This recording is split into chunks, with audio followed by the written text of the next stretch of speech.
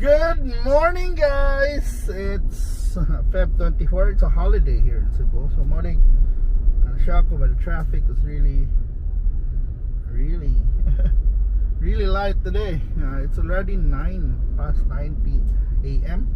and yes, the traffic is gone very light. So since it's the charter day, we're gonna go na lang padong sa City Hall area so that you can see, this is celebrate Cebu's charter day. So we're gonna go to, the seat of government in Cebu, as well as, Santo Niño and Magellan's Church. Magellan's Cross and Santo Niño Church. And we are gonna, just have a drive-by and check out, how Cebu City looks like on its charter day on pila na ba ni ron? Yeah, basta it's February 2021 na ron. So, and tomorrow is another holiday for EDSA, commemoration of the EDSA revolution. But yes, today we're just gonna drive,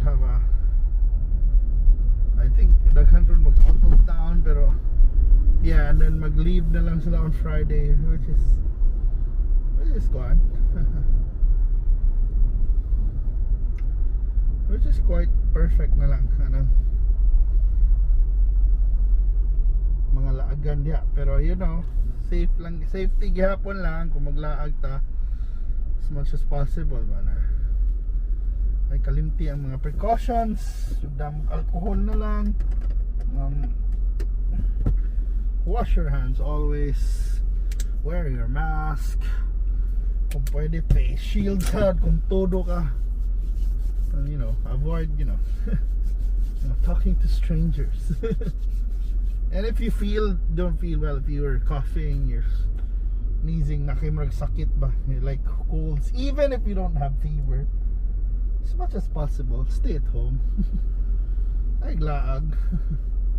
Pabilin sa balay, pagpuyo na lang, diba? So currently we're here in Osmeña Boulevard, and this is the boulevard. So this is like maging main road that connects the uptown and the downtown. So now we're approaching the downtown. So at the boulevard,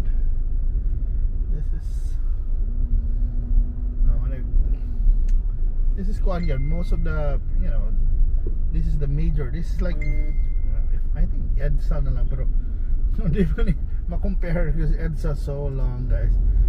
Probably ang EDSA na to is like Mango Avenue, but still it's too short to be an EDSA. Wagin nga natin maybe ang SRP, but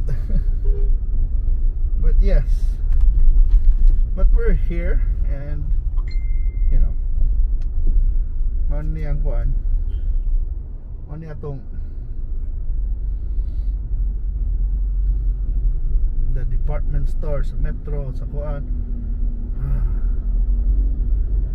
Dari gining mga tao. Although malig may say trabaho ron mostly, sa ilaag uban. But yes, daghan gyapon auto. And yes, we're approaching this part of Osmeña Boulevard na manining downtown area. We just crossed Colon, which they consider as the oldest street in the Philippines. But it's so hard to know which is the oldest street in the Philippines. But at least yes, Colon Street has that recognition. It's named after Christopher Columbus. Oh, really? Colon? Yes, Columbus. Colon.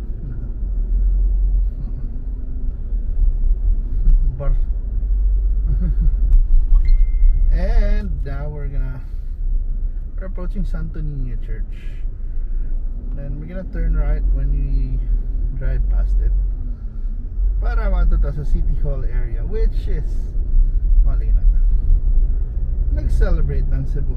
It's like the seat of power. Our mayor right now is Mayor Edgardo Labella, and yung vice mayor si Mike Rama, attorney, vice mayor, former political drama. And of course, hi sa mga councilors diha sa Cebu who's been serving for years. Yang congressman dere is the late Raul Del Mar, and Bebot Abellanosa. And here, manani, to the right is atang ginangagian SR City Hall. It's not as common as the capital, I mean as prominent as a building, but the City Hall is still, you know, that's dili na mauha ka ng kwan. That's a museum now. And this is to the right. Here, to the right.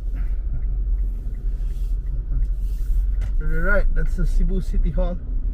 If you want to know where the City Hall is, Saturday, interwoven with faith, strengthened by unity, celebrating Cebuano resiliency. Yes, we are resilient, guys.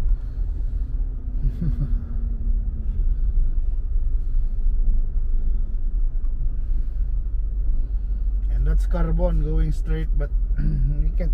That's no entry. That's right. May magbabay-babay. May notaryo ron. Oh, naaday gihapon. I mean, why City Hall ron? Naman yung mga karaang daan dere. Mga dato. Mga karaang dato.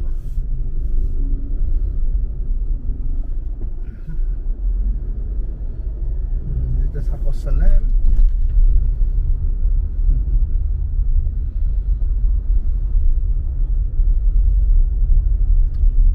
Pwede tamo right turn going to the, what you call it, Serhing Osmeña Boulevard,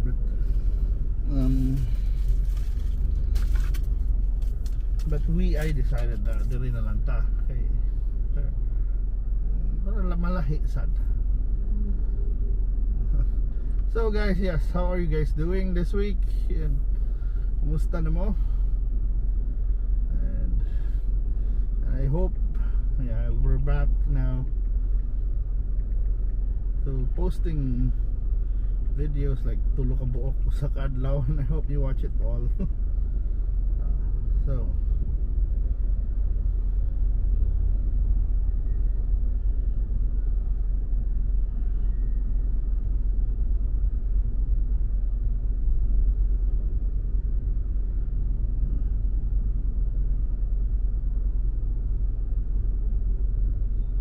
it's the 84th charter day of Cebu City.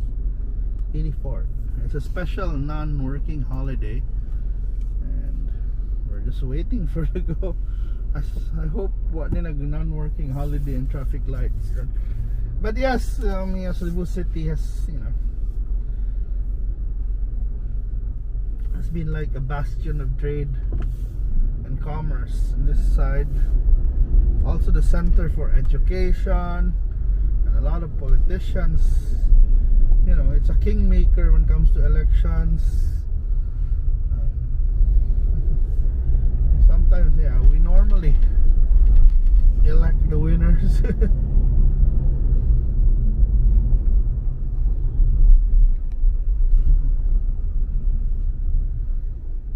They might say we're like the one of political opposition as well, but hindi man yun necessarily. But yes, Cebu has always been recognized ng mga Cebuanos to be resilient. Some of the richest people in the Philippines trace their roots here, and I hope padayon sa pagka-awesome. And yes, Cebu has been it's a breeding ground of talent.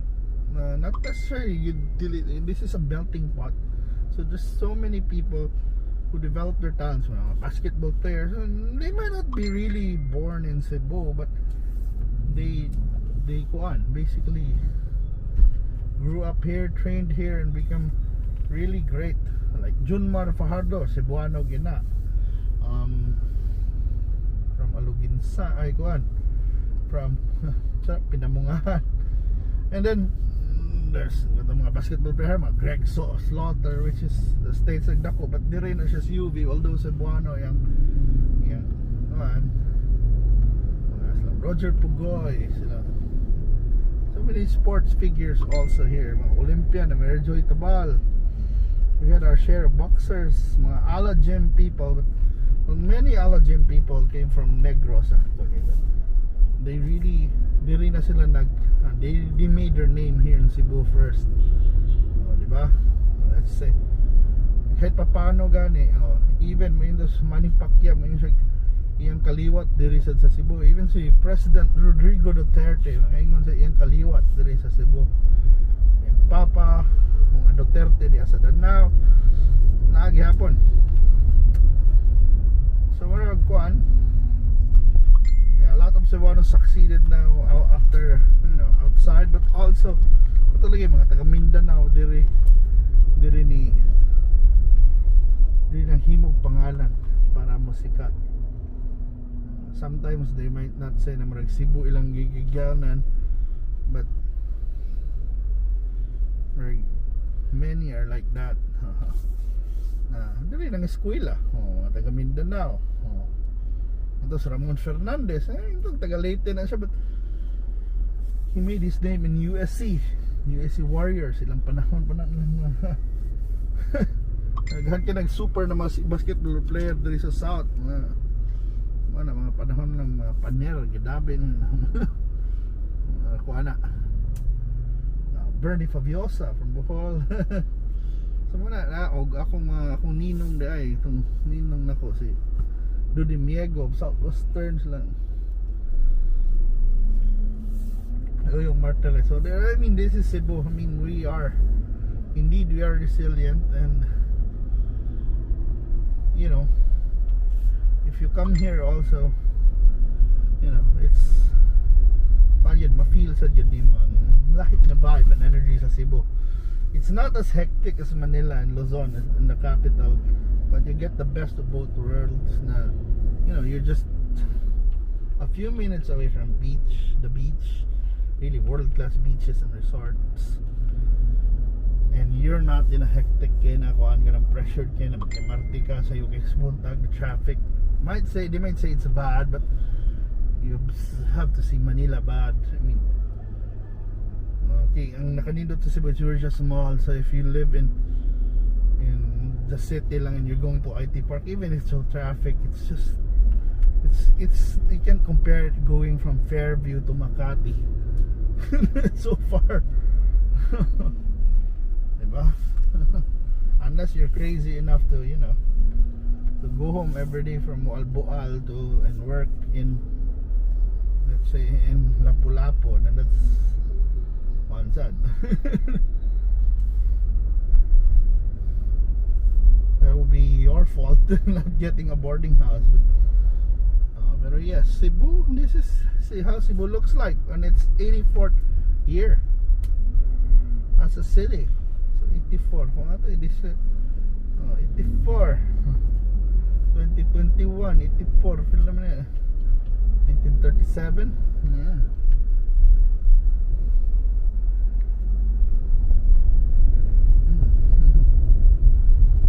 1937.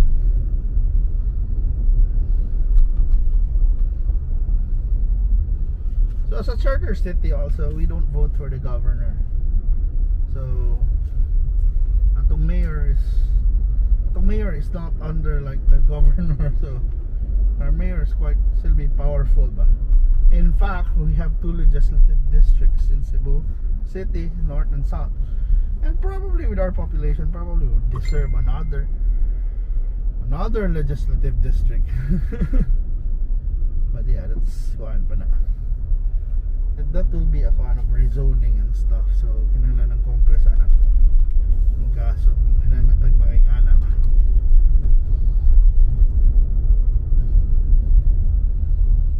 although yes, ang Mandawi na Lone District ron, ang Lapu-Lapu.